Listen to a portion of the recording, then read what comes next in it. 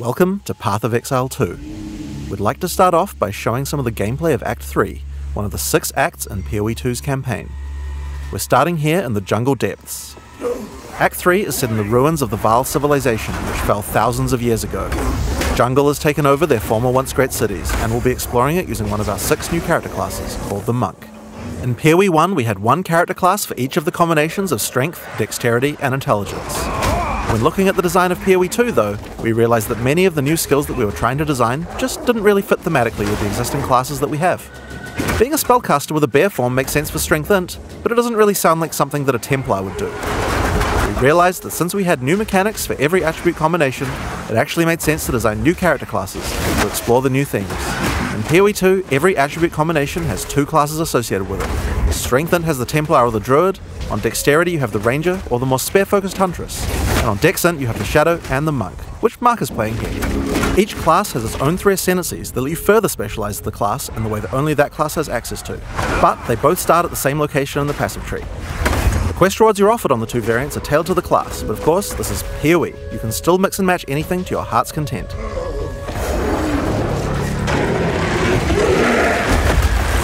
Looks like we've come across the boss for this area.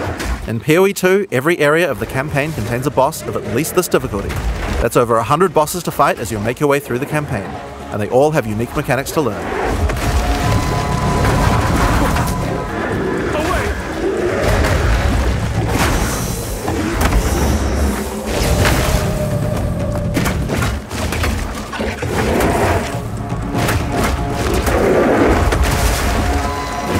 As you've seen from watching Mark fighting, the melee combat in PoE 2 has a very different feel than before.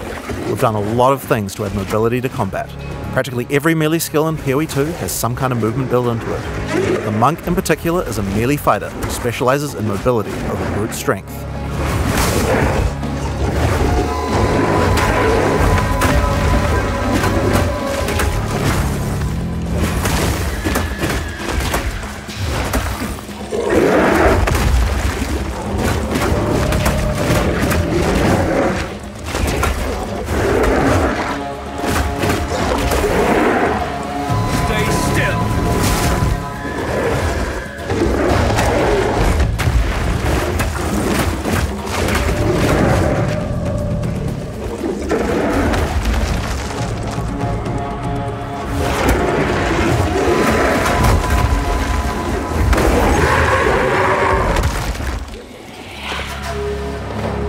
So, as Mark has been playing, you might have noticed these blue markers over enemies. Mark has a skill equipped called Killing Palm. Whenever an enemy has a blue indicator over it, it means that the monster has low enough life to cull with Killing Palm. Successfully executing the cull will give you a power charge. This is an important skill for the Monk, since many of his skills interact with power charges. One of the great things about the skill is that it has a built-in dash forward, which makes it much easier to target the skill at the right point when you need it. We've done a lot of work in PoE 2 to make using skills like this feel satisfying. If you're accidentally targeting slightly off the monster, the skill will automatically lock on to the cullable target, and will even do a small amount of pathfinding around obstacles. We really want to make sure that when you've got an opportunity to use the skill, nothing is going to get in your way. Once you have some power charges, you need some skills to power up. A great follow-up is Falling Thunder. Falling Thunder without a power charge just creates a relatively small lightning AoE in front of you. But do it with some power charges and it turns into a pack clearer with a large number of extra projectiles. One thing you'll notice here is that like almost every melee skill in PoE 2, Falling Thunder has a bit of extra movement built in just in case you need it. Using the skill within range and you'll do a flip in place, but use it at a larger range and your character will move forward while executing it, getting you into position without any time penalty.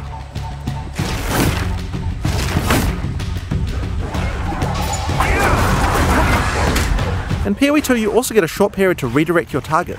Notice how you can start the skill facing one way, then whip the mouse sideways to land the skill in a different direction? In order to get power charges, you're going to first need to get some lower life monsters into a cullable range. You've got a few options. If you want to charge right in, Whirling Assault is a good option. It doesn't do much damage per hit, but it covers a lot of ground. And notice how you can turn as you do it? Generally speaking, you never lose control of your character in PoE 2. If you make a turn at the right time, you can get a couple of extra hits in on the monsters, getting them into range of your cull. Follow up with a Killing Palm, then finish off the rest of the pack with your Falling Thunder.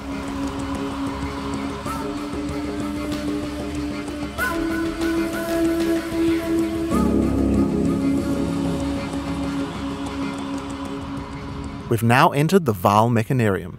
This is the place where the Vaal built the various constructs they relied on to power their civilization. Now this is a find! A Vaal ruin that hasn't been looted? I wonder why nobody's been in here before. One useful feature that we've added is the ability to call in NPCs to where you are, to give you more information, help you with quest objectives, and so that you don't have to always go back to town. In this case, we'll call in Alva to find out what to do. This mechanism, if powered with a small soul core, it could open that door. There should definitely be soul cores somewhere around here. They had to power these constructs somehow. As Alpha said, we need to find a soul core to open this door. Let's explore. If you want to shave off some life without getting too close to some of the more dangerous monsters, a good option is Wind Blast. Wind Blast also doesn't do too much damage, but it keeps the enemies back. The closer they are, the farther they're pushed back, so it's a great option for keeping smaller but high damage enemies at bay. Note that the bigger the enemy is, the less they'll be pushed back, so trying to push back some giants isn't going to be effective. And there's the soul core. Let's get back to the door.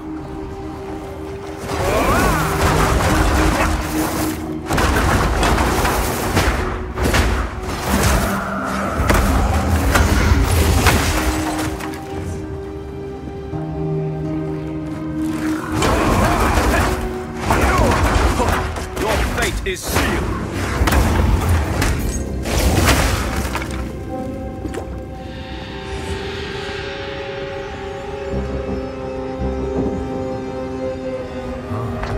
Consider me impressed. I'll keep investigating in here. Bring me in if you find anything else. If you need to defeat tougher enemies, it might be time to break out some of the ice skills in the monk's arsenal. Glacial Cascade creates a wave of ice that moves slowly in front of the player. It's pretty ineffective against fast-moving monsters because most of the damage occurs right at the end of the wave, and so a lot of monsters will just walk right by it. But if you can find a way to make a monster stop at just the right place, it can be very effective. In order to do that, you probably want to freeze monsters. The monk has a few different tools to do this. A fairly simple option is to get right in the monster's face with Ice Strike. Ice Strike doesn't do too much damage on the first 2 hits, but attack 3 times in sequence and you can get off a combo that has a much higher chance to freeze. Get in there with that freeze, then roll back and finish the job with a Glacial Cascade. Now, remember how Glacial Cascade had that extra damaging spike at the end? If you've hit a frozen enemy with that spike, it shatters the ice on the enemy and does a devastating amount of damage.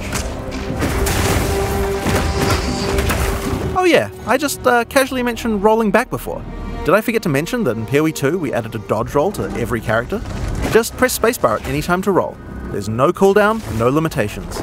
It even has a bit of built-in pathfinding so you don't get stuck on things. When you dodge roll, you're not invulnerable. If something hits you, you're going to feel it, but most things will not hit you. That's because while rolling, projectiles and melee strikes will always miss. You'll have to roll out of the way of a slam that has AoE, but anyone swinging a sword or throwing a fireball is going to miss. Now, another really important function of the dodge roll is that it lets you cancel out of almost any skill at any time. This makes it so you don't feel like you're getting stuck doing a long animation when something is about to hit you. It really changes how skills with longer attack and cast times play, and it makes dodge roll feel like a very reliable way to avoid attacks. So, that's one way to get out of the way of damage, but the monk specializes in mobility, so it makes sense that he would have a few more. Wave of Frost is one of our new attacks with a retreat built right in. You move backwards and throw out a cold attack with a significant freeze. The great thing about this is it puts you at a good distance to follow up with Glacial Cascade and do a whole pile of damage. Hey look, another soul core.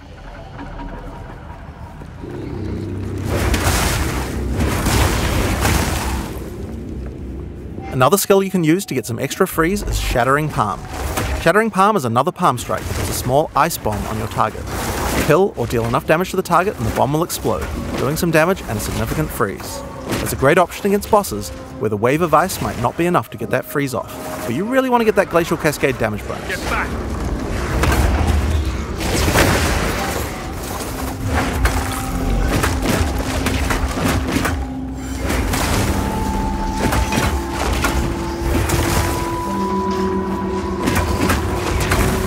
Face your demise. The final skill we're going to show you today is Flicker Strike. It's a monk skill now, and another skill that consumes power charges. If you've played PoE 1, you know what to expect. It's a great finisher for tough boss fights, and it looks pretty impressive too. Face your demise.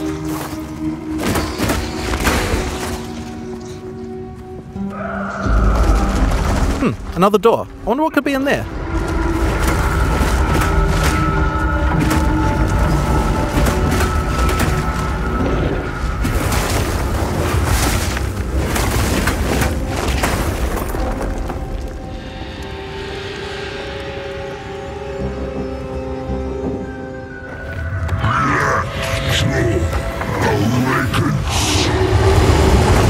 In order to take down this boss, we're going to need all the tools in the monk's arsenal, especially the combo of Freeze and Glacial Cascade. If you're a PoE 1 player, you might think that you can't really rely on Freeze because there's so many bosses that are immune to it, but in PoE 2 that's changing significantly. In PoE 1, Freeze is a binary mechanic. An attack freezes the target or it doesn't. What this basically means is that in PoE 1 we were forced to add freeze immunity to many bosses, because Freeze just trivialized them. Because of that, freezing was something you only really used while pack clearing, and not something you could rely on as a core part of your build for boss fight. In PoE 2 though, all crowd control mechanics now have internal meters that allow you to build up to a freeze or stun, or whatever other CC mechanic you might be using. It's a little bit like poise from games like Elden Ring, though the meters tend to be a lot smaller than those games. When you freeze an enemy, it increases the amount of freeze you need to do another freeze, but the increased difficulty bleeds away slowly. More freeze will always let you freeze the boss more often, but this system means it will not get out of control in party play or interact badly with other CC mechanics, allowing us to let these kinds of mechanics actually work against all bosses.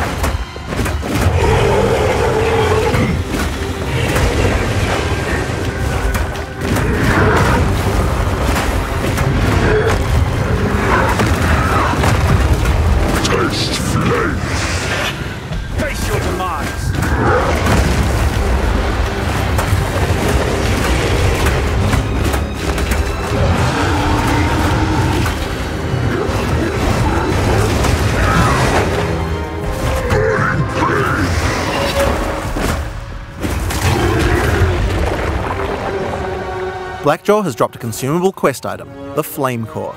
It's a permanent +10 to Spirit. In PoE 2, we really want to make sure that you feel rewarded for exploration. It wouldn't be much good if we made all these awesome optional bosses if we didn't have something great to find for killing them. One of the things you might find for killing a boss is a permanent stat bonus to your character. Your end comes.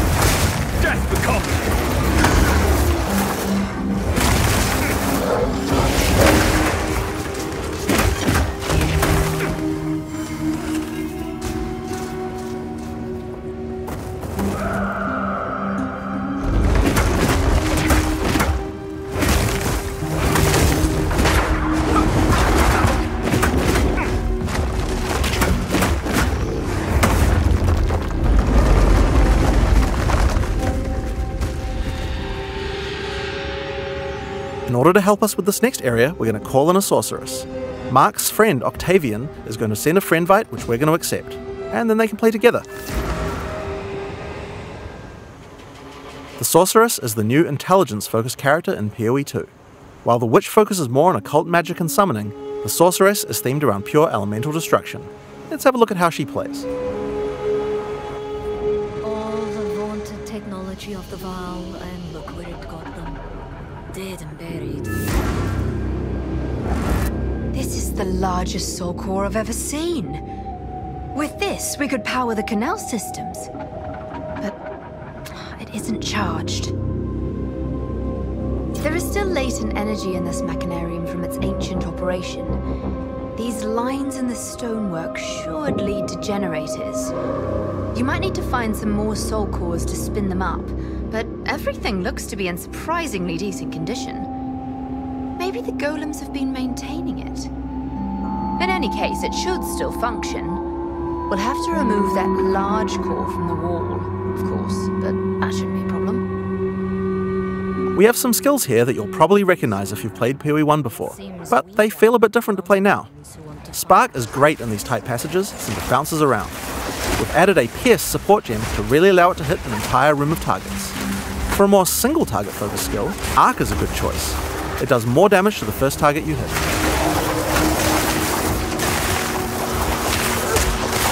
Now, if you find yourself surrounded, it might be good to use Ice Nova. It hits all enemies around you and slows them down with chill. Just be careful. Getting up close and personal isn't the ideal place for a Sorceress to be. She doesn't have the defenses of a more melee-oriented character. If you want to help with the Sorceress's weak melee defense though, you could use Arctic Armor.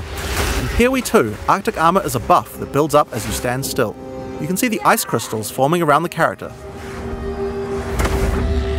They'll drop off if you walk. When monsters hit you, they take cold damage and build up to a freeze, so it's a great defense. Just be careful. You have to be standing still for a little while to get the full effect, so trying to stutter step isn't the best strategy. Now, Arctic Armor is an ongoing buff, but did you notice it didn't reserve any mana? How does that work? Well, we were pretty sick of the fact that in PoE 1 basically every character was playing with no mana pool, so we decided to change the way that reservation works. There's a new resource in PoE 2 called Spirit. Spirit is a dedicated resource you can use for ongoing effects like Arctic Armor, Heralds, Auras, or even Minions. Everyone starts with 100 Spirit, which is enough for most ongoing effects. But if you want more than one effect, you're going to need some more Spirit. Spirit is available on mods from items and on the passive tree. But if you're willing to give up your offhand slot, the easiest way to get it is by holding a Scepter.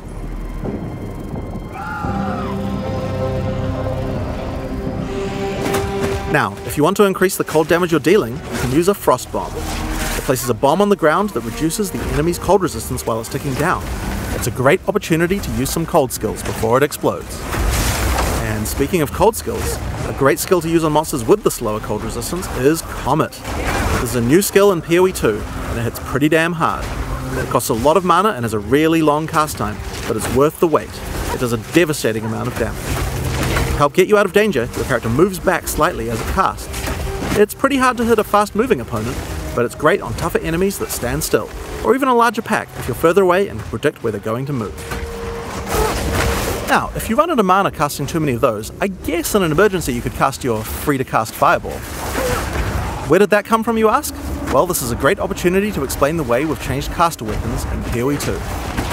Now in PoE 1, caster weapons had a default melee attack that nobody used, and because they had that, they also had a bunch of attack mods that would spawn in them that were useless to a caster. In PoE 2 we wanted to clean that up, so now each staff comes with a built-in free-to-cast spell. Just put it on and spam to your heart's content. Now this particular staff is the base type that you get right on the starting beach, and it's quite likely that you're going to outgrow it, so that's why we have a lot of staves with more utility-focused powers for casters to use. Here we have a crystal staff. It's got a pretty cool built-in spell called Unleash. Using it slams your staff on the ground, and will allow you to triple cast whatever you cast with your next spell. Now of course you're probably going to want to use that with something powerful, and Comet is a great option. You'll notice that Unleash is one of the few skills in PoE 2 with a cooldown. In general, we really try to avoid using cooldowns because we really hate the feeling that combat is just waiting to be able to use your next skill. But it does make sense for Unleash since it's free to cast, and it's something we want you to be using situationally anyway. Now, if you're facing something tough, you might want to try out Mana Tempest. Mana Tempest creates a circle of power in which your character literally hovers over the ground. While in the circle, your mana drains, but it powers up all of your spells. Lightning projectiles fork, beams chain further, and you'll also do a lot more damage.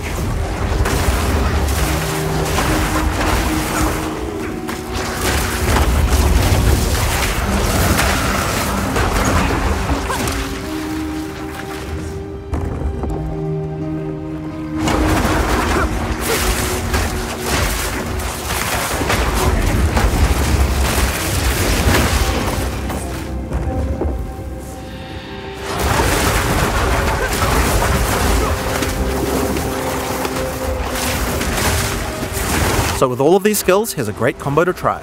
First, cast Frost Bomb to reduce the target's cold resistance. Then use Mana Tempest to increase your damage. Follow it with Unleash, and then triple cast the Comet to do a truly insane amount of damage.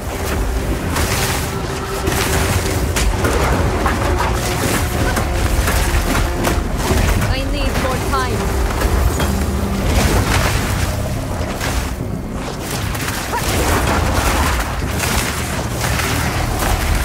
This rare monster dropped an uncut gem.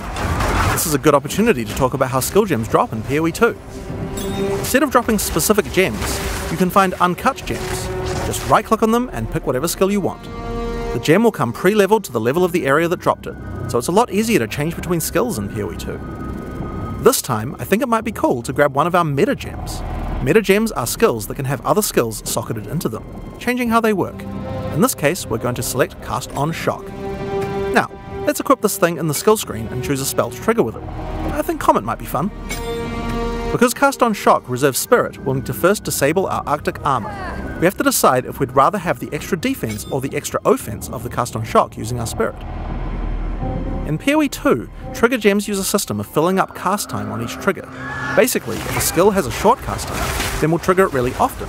If it's got a long cast time, like this Comet here, it will take a lot longer to trigger. You can see up the top left that there's a counter that says how far it is until your next trigger. And there you are.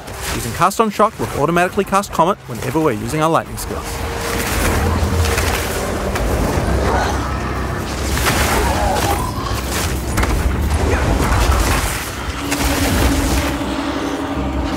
So we've found the generator. Time to power it up.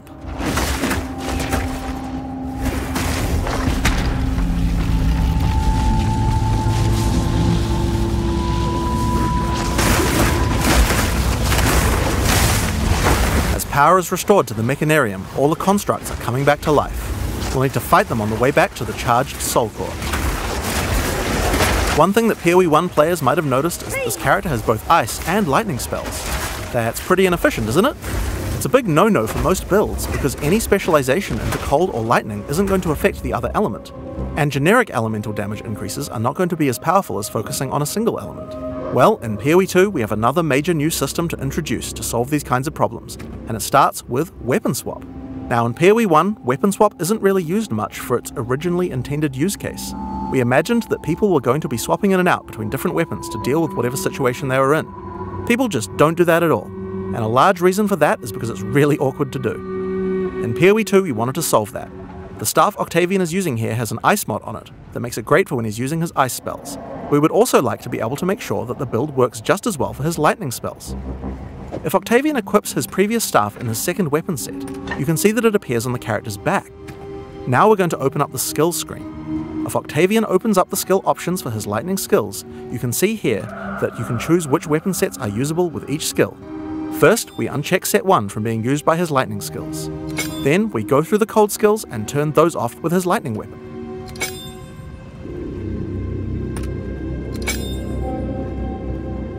Now, when we use Spark, the character will automatically switch to the lightning staff on his back, and then use the skill. When Octavian uses Ice Nova, his character automatically switches over to his ice staff before using it. Figure each skill for which set to use, or both if you don't mind which. There's a very short time penalty to switching, so it can be good to leave some skills on both sets if it doesn't matter which weapon set you're using. But we still have the problem of passives. Wouldn't it be nice if we could specialize in both cold and lightning passives on the character? Well, in PoE 2 you can. We're on the passive skill screen here, and you can see that we're close to both a cold and a lightning cluster. At the top right of the screen, you can see where we have some weapon set specific points to allocate. If Octavian holds shift, he can allocate set 1 to the cold passives, and then allocate set 2 to the lightning passives. Now check this out. As we weapon swap, our passive tree changes from one build to the other automatically. Whenever we cast the appropriate spell, the character's passives reconfigure on the fly to the correct build for that spell. Now you can't do this with every passive on your tree. Only points granted from skill books will allow this kind of dual specialization, so you can't change from a mace-slamming warrior into a fire elementalist with the press of a button, but it certainly increases the number of options you have for builds. There's a huge number of places where the system can shine. You could augment your Dagger Shadow build with traps, or have a great curse setup on your Witch in one spec and then move to your Chaos Debuff spells with the other. It really opens up your options. I need more time.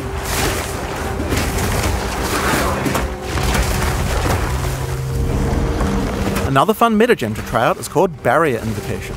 This works a little bit like the trigger gem I talked about before, but this one charges up as your energy shield is hit by monsters. I think we might like to put an Ice Nova in this one. The more energy shield you lose, the more charge builds up until the point where you're able to cast the skill you socketed instantly. Lose some energy shield, and then at just the right time invoke Ice Nova to cast all the stacked up versions in one cast. If you keep losing shield, you'll build up even more charge for even more casts, so it's a great defensive option in an emergency.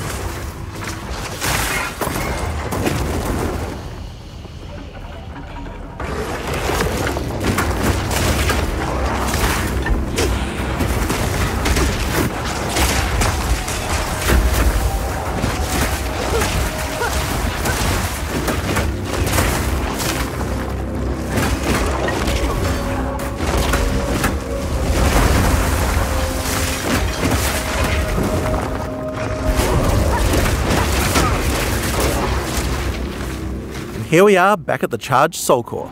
All we have to do now is take it. How hard could that be? Oh dear. Now we just have to remove it from that construct. I'll, give that to you. Get back!